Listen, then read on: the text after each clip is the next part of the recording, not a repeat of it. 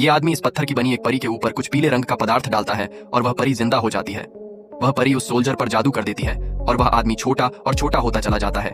जिसने उस परी को जिंदा किया था वह उसे फिर से एक ग्लास में कैद कर लेता है और जैसे ही वह परी उस ग्लास में जाती है वह फिर से पत्थर की बन जाती है। ये कहानी शुरू होती है एक आदमी से जो कि एक जासूस था। वो एक ट्रेन में सफर कर रहा था और वहाँ और भी कई लोग डिनर कर रहे थे। वह उनमें से किसी एक औरत को छूता है तो उसका हाथ उस औरत के सिर के आर पार चला जाता है। तभी दो जासूस लड़कियां उसके घर पहुंच जाती हैं और उसे कॉल मिलाती हैं।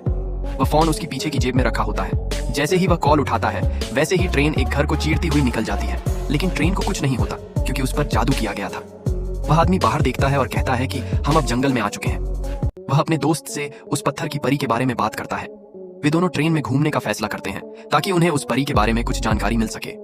उसका दोस्त चलते चलते बैग स्टोर रूम में पहुंच जाता है और देखता है कि बैग की सुरक्षा कर रहा सोल्जर धीरे धीरे गायब होने लगा है और फिर वह वहां से चला जाता है। फिर वह देखता है कि एक आत्मा बनी हुई लड़की दूसरी आत्मा यानी सोल्जर पर निशाना साध रही थी। तभी वह गोली चला देती है, लेकिन सोल्जर को कुछ नहीं होता।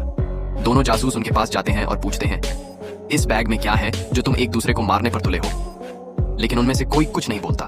वे दूसरे डिब्बे में चले जाते हैं। वहां वे देखते हैं कि एक कपल बैठा हुआ है। तभी उन्हें समझ आता है कि हमारे साथ क्या हो रहा है और वे कहते हैं, हम दोनों आत्माओं की ट्रेन में सफर कर रहे हैं। फिर वे मुस्कुराते हुए जनरल के डिब्बे में जाकर बैठ जाते हैं। उसी समय वहां वही आत्मा आ जाती है जो बंदूक चला रही थी। वे देखते हैं कि उनके बैग में भी वैसी ही परी है जैसी उस आत्मा के पास थी। दोनों परियां एक जैसी थी। वे दोनों यह सब सोच ही रहे होते हैं, तभी ट्रेन के ऊपर से एक लड़की गिर जाती है। वह आदमी इस रहस्य को जानने के लिए ट्रेन के ऊपर जाता है और देखता है कि ट्रेन के ऊपर एक अजीब सी घड़ी लगी हुई है। उनके पीछे पीछे एक और लड़की आती है, लेकिन वह गलती से नीचे गिर जाती है। जैसे जैसे ट्रेन आगे बढ़ती है वह लड़की हवा में ही गायब हो जाती है। दोनों दोस्त वापस नीचे आ जाते हैं और देखते हैं कि वही लड़की फिर से आत्मा पर निशाना साध रही थी और उसने फिर से गोली चला दी। वे सोचने लगते हैं कि यह आदमी तो अभी थोड़ी देर पहले एक लड़की के साथ था, लेकिन वे दोनों जुड़वां थे। जो लड़की एक और बैग लेकर आई थी उसमें कुछ अलग ही चीज थी। लेकिन सोल्जर कहता है, यह समय को नियंत्रित करने वाला कांटा है। दोनों समझ जाते हैं और कुछ न बताने का फैसला करते हैं।